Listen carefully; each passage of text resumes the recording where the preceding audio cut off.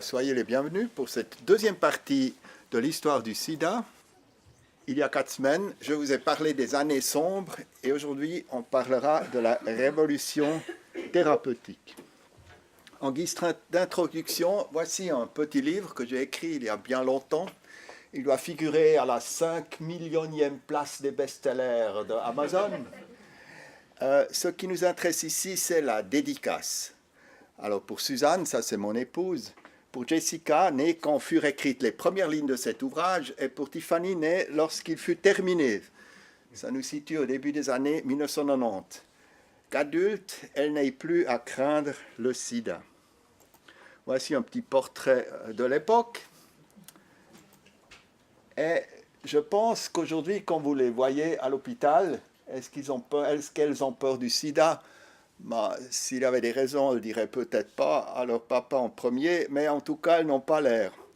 Et nous allons maintenant expliquer pourquoi. C'est évidemment les progrès parcourus vers un traitement efficace et durable. Et là, il y a deux aspects. Un aspect mineur dont je parlerai tout au début, le traitement des complications du VIH, mais surtout le traitement contre le virus lui-même. Sur la couverture de ce petit livre, ça c'est je crois la 2e édition, vous voyez des courbes de survie, le pourcent de personnes qui sont encore en vie après le développement d'une pneumocystose. Et vous voyez que déjà entre 1986 et 1989, bien avant l'arrivée des trithérapies, le pronostic s'était amélioré. Un tel progrès en oncologie serait déjà salué comme une avancée majeure. Quand on regarde des statistiques plus importantes que les cas de pneumocystose à Genève, on voit qu'aux États-Unis, le diagnostic du sida impliquait une mortalité de presque 40% dans l'année qui suivait en 1987. Et cette mortalité était déjà seulement la moitié environ en 1994. Je vous rappelle que la trithérapie est arrivée seulement en 1996. Donc, il y avait du progrès déjà dans les années dites sombres, relativement important. Juste pour ceux qui ne sont pas du métier, un petit rappel de comment les médicaments anti-VIH attaquent le virus. En fait, il y a 3 points d'attaque et 3 catégories de médicaments qui sont actuellement utilisés. Ceux qui s'attaquent à la transcriptase reverse, une enzyme qui transforme le ARN du virus en ADN. Ensuite, la protéase, une enzyme qui intervient dans la maturation des particules viraux à la fin du cycle de reproduction. Et enfin, l'intégrase, l'enzyme qui est responsable de la formation du provirus, c'est le virus intégré au génome humain. Ce sont donc 3 catégories de médicaments dont je vais parler par la suite. Commençons par le rétrovir, l'AZT, zidovudine, sont des synonymes. C'est le premier médicament anti-VIH. Alors, ce qui est remarquable, c'est la vitesse de développement de cette molécule. Je vous rappelle qu'en mai 1983, première évidence qu'un virus était responsable du VIH, à l'époque appelé LAV par l'équipe française qui en faisait la découverte. En juin 1984, la confirmation, à l'époque appelée HTLV3 par l'équipe de Gallo. Et en février 1985, première démonstration qu'une substance chimique était active contre le VIH in vitro. En mars 1987, le médicament était approuvé par la Food and Drug Administration. Donc 25 mois entre la première évidence d'efficacité in vitro et la mise sur le marché, c'est une vitesse absolument sans précédent. Comparé à un délai moyen typique qui est de 130 mois pour le développement de ces médicaments. Quelle était l'évidence sur laquelle était basée cette mise sur le marché très rapide? Il faut dire que l'évidence était relativement mince. Vous voyez, dans l'essai comparant zidovudine et placebo, il y avait 140 patients environ dans les deux groupes. Dans le groupe zidovudine, il y avait un décès et dans le groupe placebo, 19. Et dans les nouvelles infections, 24 sous zidovudine et 45 sous placebo. Alors, une étude de phase 3 d'habituelle de ce type a plus de 1000 patients et un délai de traitement, d'observation qui doit dépasser une année, 24 semaines à une année. On voit que déjà lors de ces premiers résultats publiés, qu'il y avait beaucoup plus de neutropénie dans le groupe zidovudine et également d'anémie. Donc ces résultats furent publiés très rapidement en 2 articles, l'un parlant de l'efficacité et le deuxième parlant de la toxicité. Ce que les gens, cependant, ont reconnu, c'est le score 19 à 1, qui est noté ici. Donc, 1 décès sous zidovudine, 19 décès sous placebo, avec une période d'observation qui était de l'ordre de 4 mois seulement. Malheureusement, cet effet spectaculaire, 19 à 1, était acquis même pas à la mi-temps pour utiliser une analogie sportive. Vous voyez ici 2 articles publiés dans les journaux, dans le New York Times et le Los Angeles Times. L'un dit donc que le médicament est approuvé et prolonge la vie, et la deuxième que les victimes de sida continuent à dépérir malgré le médicament, et entre les deux, il y a à peine 6 mois de délai. Donc, la zidovudine, après un premier enthousiasme, a été victime d'un contre-coup violent. Puisque ces effets se sont perdus après quelques mois, mais subsistaient les effets secondaires. On n'avait pas eu le temps de tester les bonnes doses dans des études de phase 2, donc 2 grammes par jour, comme on le donnait à l'époque, était excessif. Les réactions dépassaient toute mesure. Il y avait, comme je vous ai montré il y a 4 semaines, des gens qui prétendaient que la zidovudine était la cause du sida et avaient déjà oublié qu'évidemment ça existait avant. On accusait les médecins d'être empoisonneurs à la solde de l'industrie pharmaceutique. Et il y a eu aussi des effets sur le développement ultérieur de médicaments. Par exemple, l'essai ACTG 076 qui testait l'effet préventif de la zidovudine chez les mères enceintes pour prévenir la transmission vers l'enfant a été reporté de 2 ans suite à une agitation, de l'agitation qui accusait la zidovudine de tous les maux. Ce délai a sûrement causé l'infection de milliers d'enfants par le retard des résultats. C'est donc un exemple de risque causé par la publication rapide de résultats provisoires. On ne pouvait pas faire autrement, bien sûr. Néanmoins, si vous avez par exemple vu le film 120 battements par minute, où les activistes d'ACT UP accusaient une firme qui était en fait Roche de cacher des résultats prometteurs pour des raisons sombres, on comprend très bien comment était la situation, et il aurait peut-être mieux valu qu'une réflexion soit faite sur quand développer et quand publier des résultats que d'accuser, d'évoquer des motifs sombres, de cacher des choses. Cette controverse a causé une scission à l'intérieur des mouvements citoyens qui s'intéressaient au sida. Parce que il y avait eu pas mal de personnes qui ont réalisé que l'attitude de confrontation et les insultes avaient peut-être un certain effet, mais qu'il était limité et qu'il fallait plutôt essayer de trouver une coopération entre chercheurs et populations concernées. Là, il y avait une contribution importante qui a pu être faite, par exemple, par le Treatment Action Group and the Gay Men Health Crisis, qui se sont mis ensemble pour voir comment on pouvait développer des médicaments de manière rationnelle et rapide grâce à une coopération entre chercheurs et population concernée. Il y avait aussi du lobbying pour des changements réglementaires visant à accélérer le développement de médicaments. C'est devenu probablement, peut-être, je vous montrerai un modèle pour d'autres pathologies. En 1992 jusqu'en 1995, il y a eu des progrès, mais ils étaient ressentis comme lents.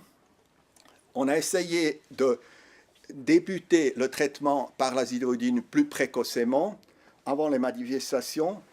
C'était l'essai Concorde franco-anglais avec 1800 participants. On a vu que ce n'était pas un avantage de commencer plus tôt. Par contre, l'ajout d'autres médicaments semblables à l'azithromycine, appelés didanosine et zalcitabine, ont eu un effet sur la survie.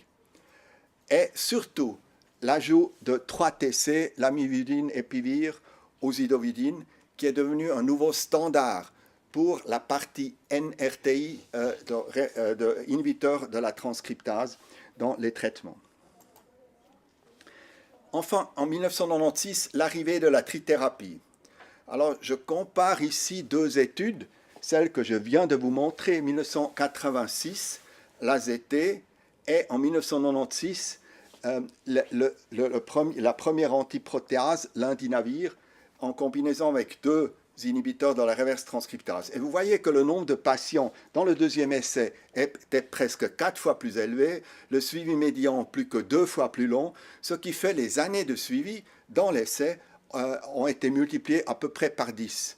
Donc un résultat beaucoup plus solide et qui a été maintenu par la suite. Quel était le résultat? Donc, vous voyez le nombre de patients, le nombre de décès, donc 18,8, le nombre de nouvelles infections, 25 et 45. Remarquez que sous placebo plus 2 inhibiteurs de la reverse transcriptase, déjà, la mortalité était bien plus basse qu'elle ne l'était en 1986 sous zidovudine. Est aussi venue une manière de mesurer le taux du virus dans le sang, et vous voyez ici que sous indinavir, ce taux était diminué d'un facteur de plus de 1000 comparé à du placebo. En fait, l'arrivée de la trithérapie a provoqué, parmi les patients infectés par le VIH-Sida, un effet sur la mortalité plus grand que l'arrivée des antibiotiques pour des maladies comme la pneumonie à pneumocoque.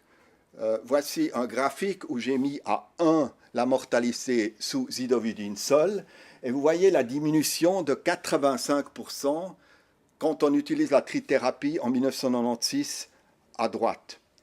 Comparez ceci avec l'arrivée de la pénicilline pour la septicémie au pneumocoque, où la diminution était d'environ 70%, la diminution de la mortalité, avec une période aussi qui était beaucoup plus longue, vous voyez 1930 à 1985.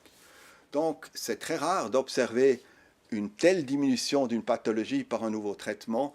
En fait, je pense que c'est sans précédent dans l'histoire de la médecine. En 1996, David Ho était élu homme de l'année. C'est un des chercheurs qui a développé la trithérapie. Et on s'est réunis à Vancouver sous le slogan « One World, One Hope ». Mais comment ça s'est passé à Genève? Parlons de cette introduction à la trithérapie à Genève.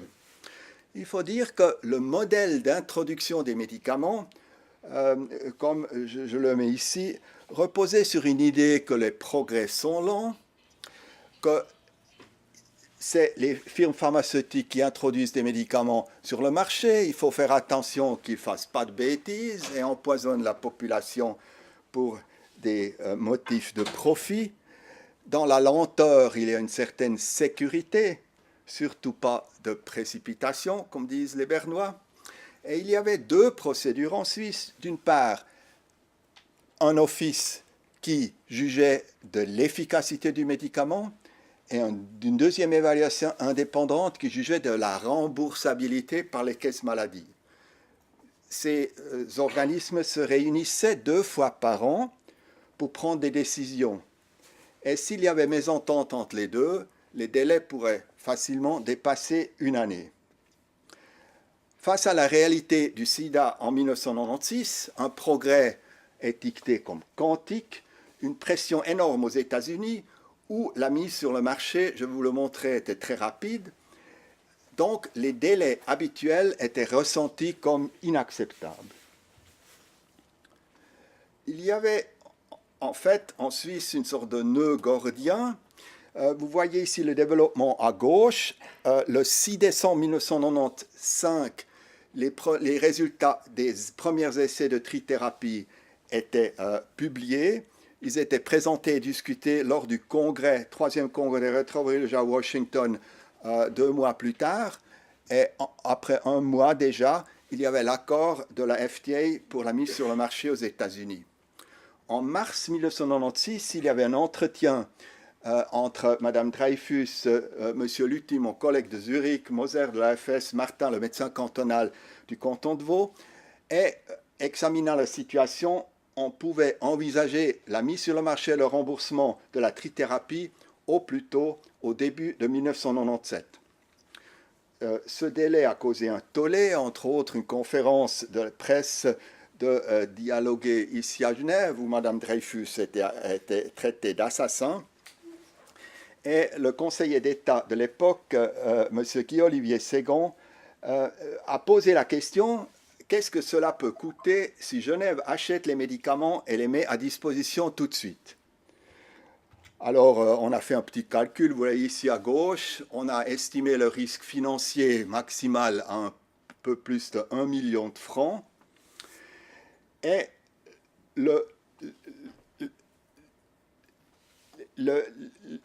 ce qui s'est passé par la suite, c'est que Genève, donc le Conseil d'État second, a annulé la délégation de compétences à l'OICM. Il faut savoir qu'en principe, l'admission des médicaments en Suisse était une compétence cantonale déléguée à l'OICM.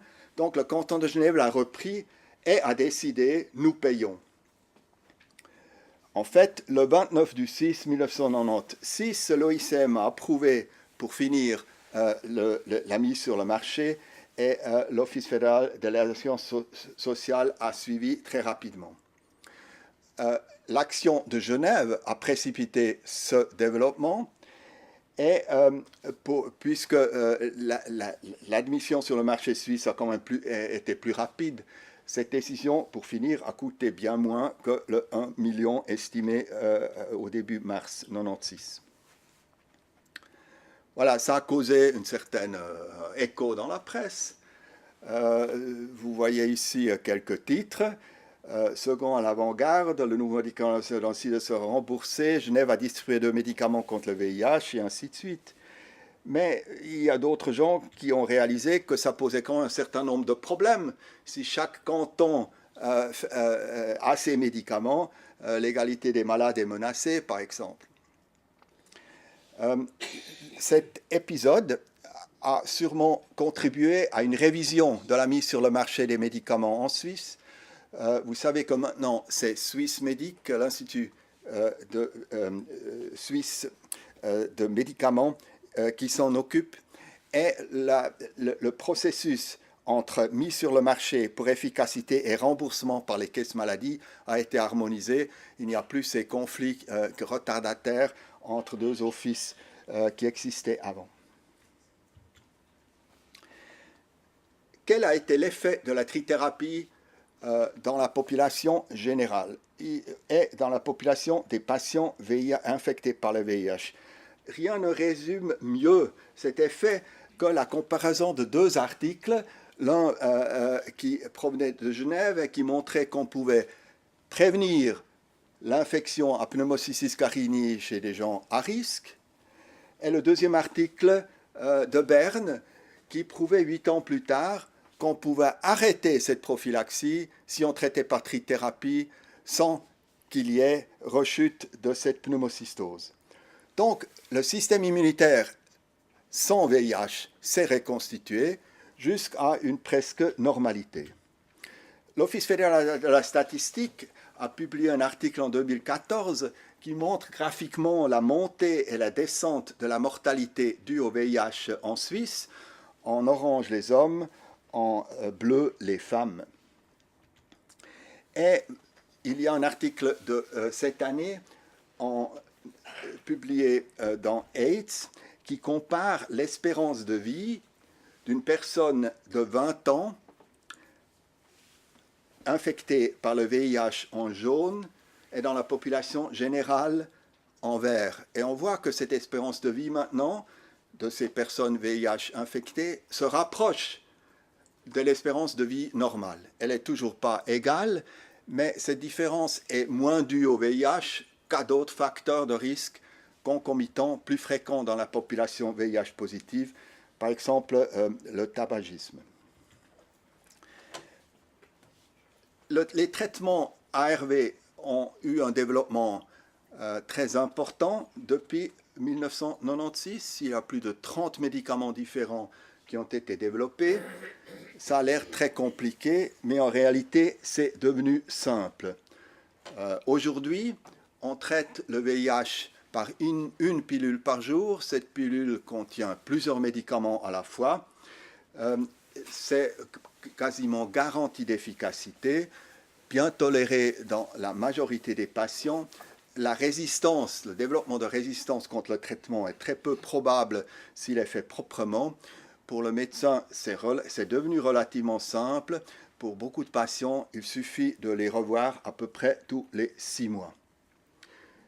Dans les années qui vont venir, il y a encore quelques niches qui vont être exploitées et améliorées.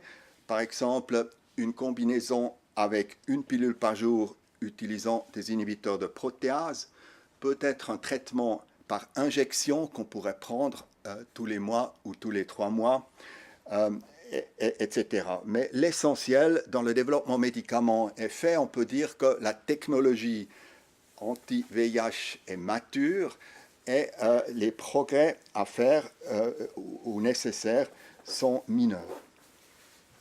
Tout ça est très bien, ça c'est chez nous, mais qu'en est-il ailleurs? Le sida est avant tout fréquent dans des pays plus pauvres que les nôtres et il y a un énorme écart entre ce qu'on appelle communément le Nord et ce qu'on appelle le Sud. À la conférence sur le sida en 1998, nous avons choisi le slogan « Réduire l'écart, Bridging the Gap ». Et en fait, à l'époque, cet écart était énorme. Voici quelques calculs que j'ai faits en 1999, en comparant par exemple la Suisse et le Zimbabwe. Vous voyez la population, 7,5 millions, 12 millions, le nombre de HIV positifs, 12 000 et 1,5 million, le produit national brut en milliards de dollars, et un calcul ce que ça coûterait si on traitait tous les VIH positifs dans les deux pays. Alors vous voyez que c'est en Suisse 144 millions, mais en Zimbabwe 18 milliards, et exprimé en pourcent du PNB, 0,06 pour la Suisse et 233, ça veut dire plus que 2 fois le total pour le Zimbabwe. On peut poser la question autrement. Quel prix, combien meilleur marché devrait être le traitement, la trithérapie pour combler cet écart? Alors si par exemple, si le Zimbabwe souhaitait traiter tous leurs séropositifs en utilisant pour cela le même pourcentage du PNB que la Suisse, environ 5000 fois meilleur marché. Et si le Zimbabwe traitait tous leurs séropositifs en augmentant le pourcentage du GNP consacré au traitement en proportion du taux de séropositivité, encore 70 fois meilleur marché. Mais cela paraît réaliste, 4,4% du PNB juste pour le sida, ce n'est pas une proposition réaliste. Donc, conclusion, un certain découragement à l'époque. Néanmoins, il fallait commencer quelque part, et mon idée à l'époque, c'était qu'il fallait commencer par un traitement intégré anti-VIH et anti-tuberculeux. Vous voyez ici un vieux article sur la survie des patients avec VIH et tuberculose à San Francisco de 1991. Alors, c'est assez bizarre de lire cet article parce que les auteurs se félicitaient en principe sur le fait qu'on arrivait très bien à traiter la tuberculose même chez les VIH positifs. le BK disparaissait des expectorations.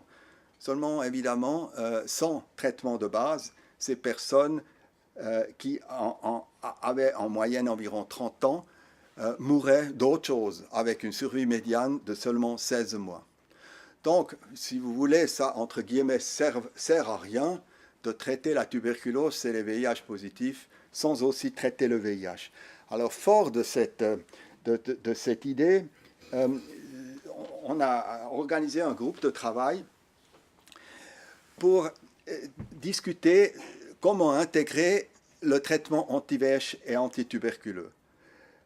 Il y avait des représentants de ONU-SIDA, il y avait des représentants de l'OMS et puis des HUG, et on était en train d'écrire un éditorial pour le Lancet qui était intéressé par la chose, quand j'ai reçu cet email du représentant de ONU-SIDA.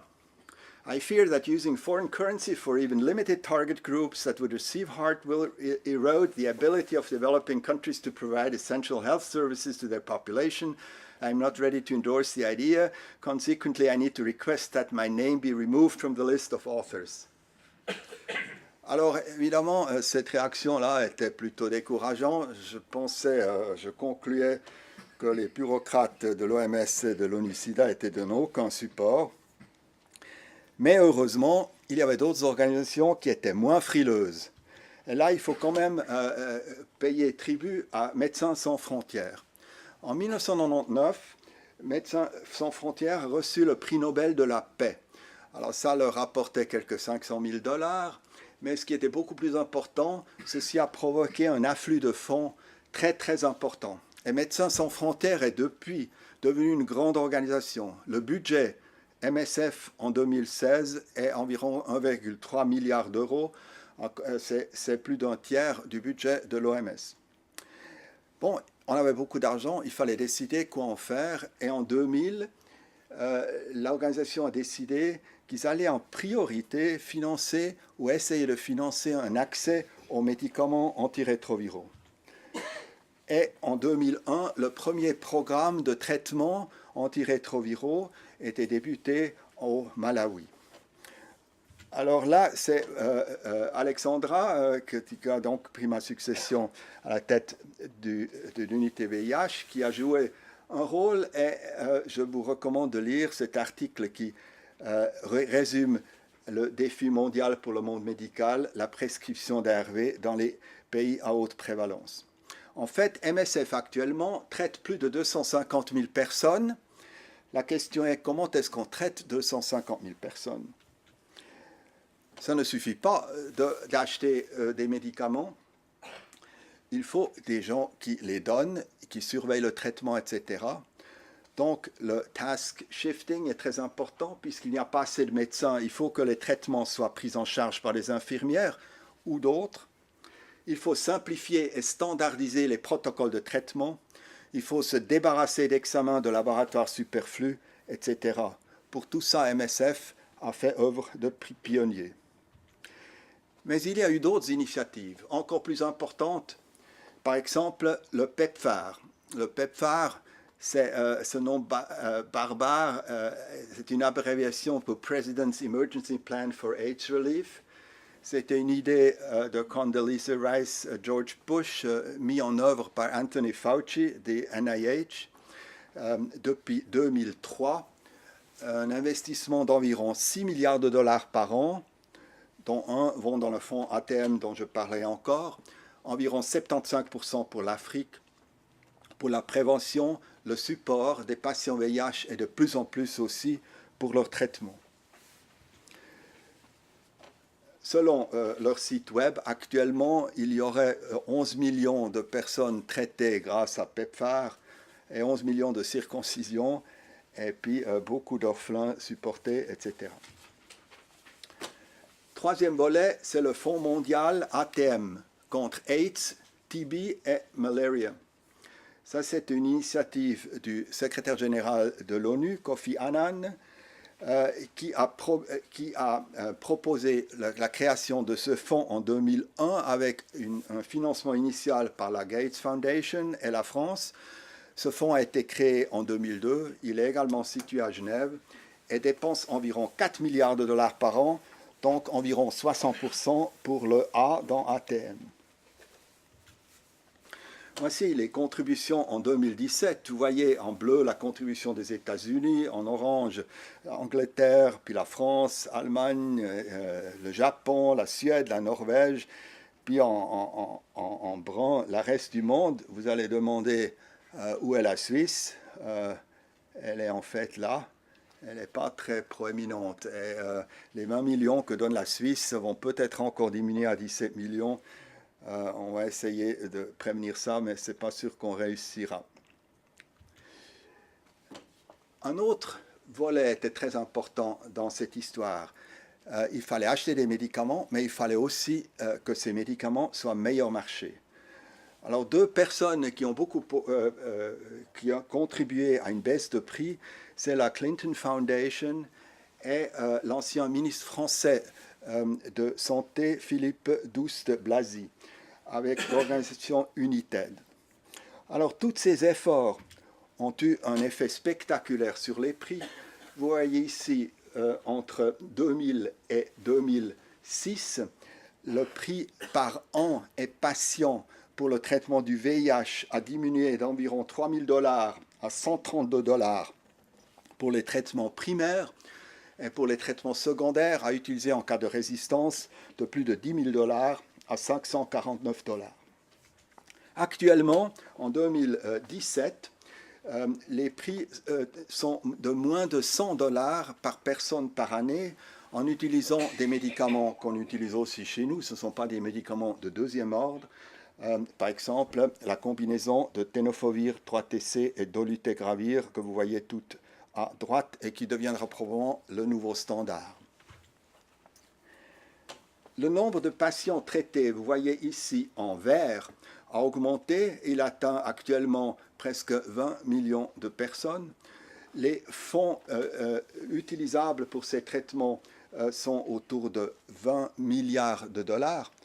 Vous voyez cependant que ces deux courbes se rejoignent et on peut se poser la question s'il sera possible de continuer à augmenter le nombre de personnes traitées sans encore augmenter le nombre la quantité de fonds à disposition, cette quantité qui est en train de stagner depuis environ 2010.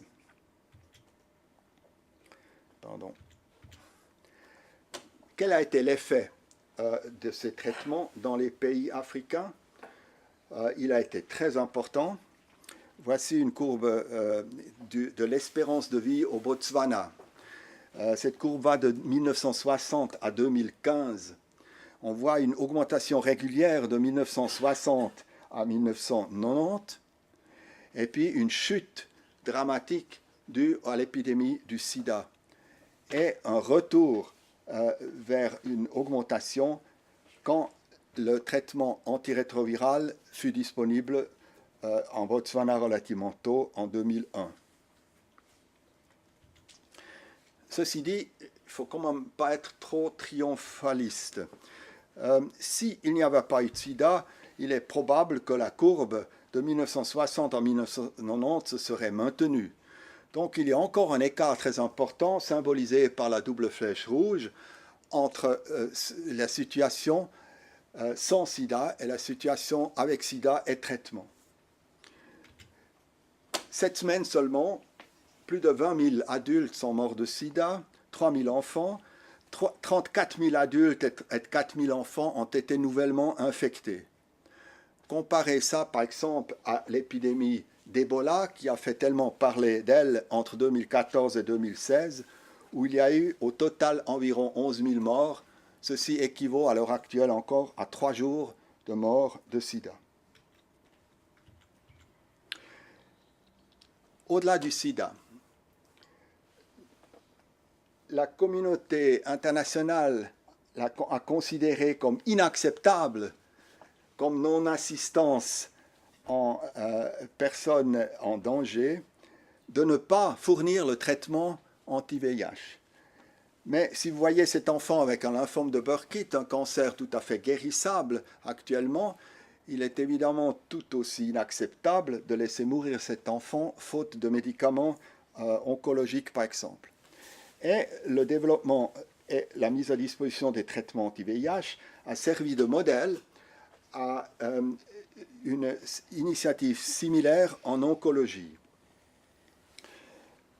En fait, en mars de cette année, c'est les trois sociétés, les deux fondations mentionnées ici, plus deux firmes pharmaceutiques, se sont mis d'accord sur une initiative qui comporte pour les médicaments listés une baisse de prix, un contrôle de qualité et des protocoles simplifiés de traitement, tous sur le modèle de ce qui a été acquis pour le sida. Un mot sur les traitements, l'effet préventif du traitement. Effet préventif, ça veut dire prévention de nouvelles infections VIH. Alors vous savez que moi-même et d'autres en Suisse sont particulièrement exposés pour cette question-là. Et quand on parle prévention, il faut dire que le message était quand même assez uniforme pendant très longtemps. C'était le préservatif et le préservatif, et puis encore le préservatif et encore le préservatif. On peut admirer l'ingéniosité des publicitaires à parler d'une manière toujours différente de la même chose, avec des idées assez farfelues que vous voyez là, des préservatifs dans tout genre de formes et de sortes et de goûts. Vous voyez par exemple ça que j'ai trouvé dans une toilette à Edinburgh cet été.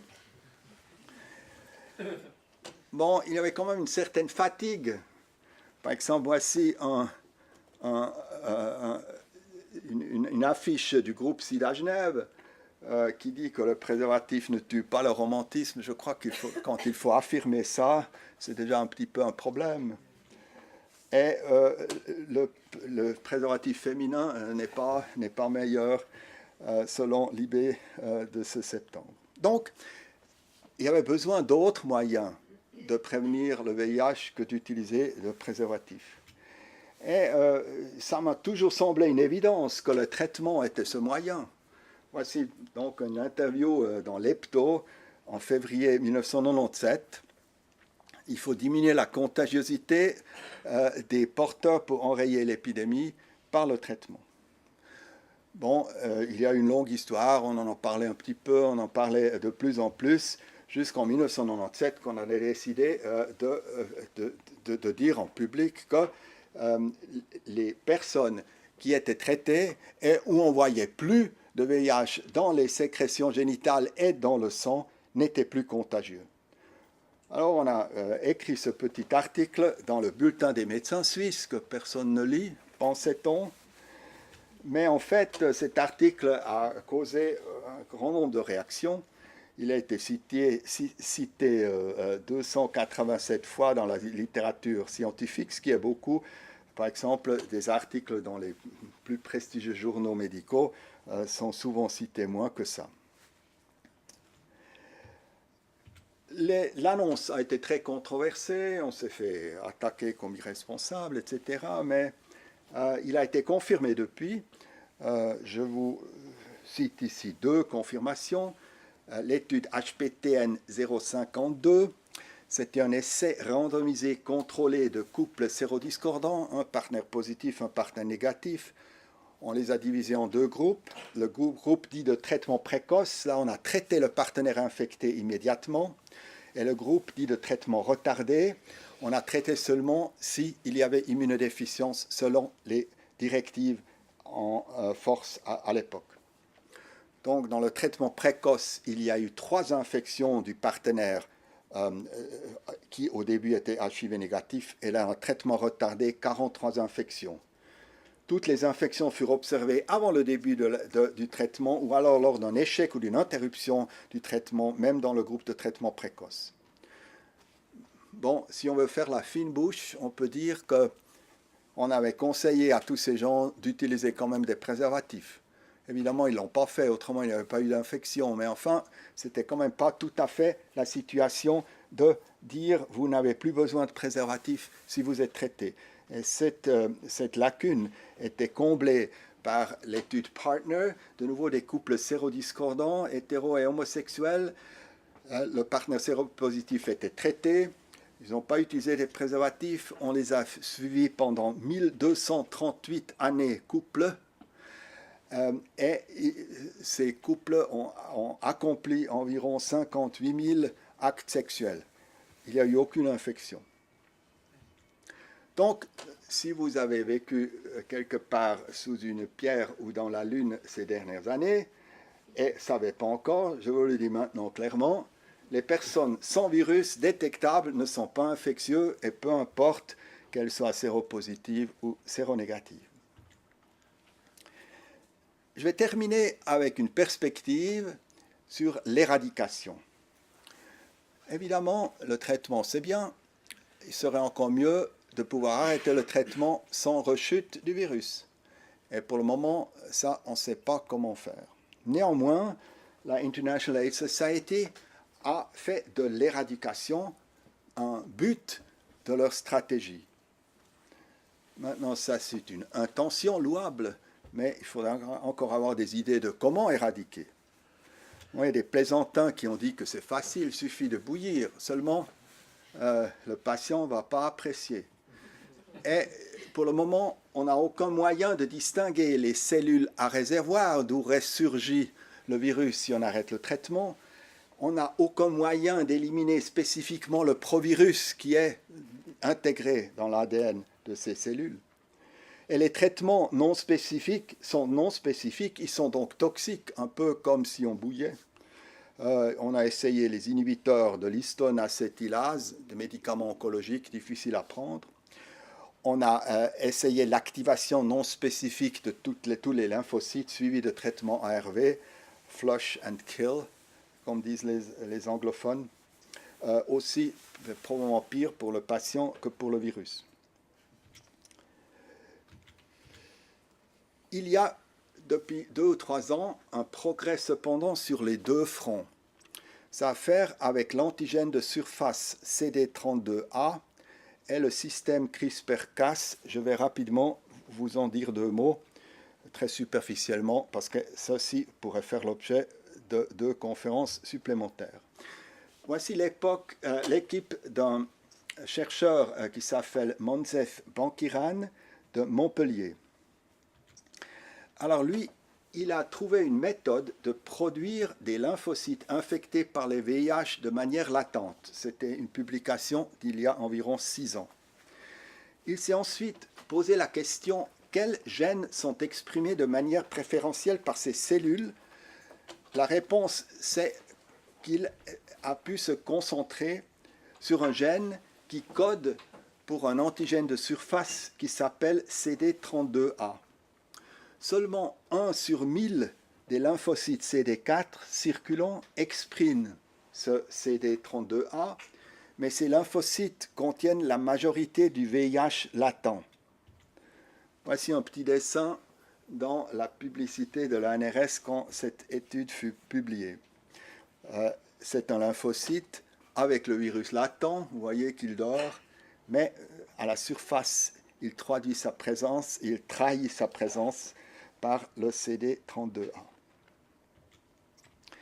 Donc, une méthode qui potentiellement permet d'identifier les cellules, les lymphocytes infectés.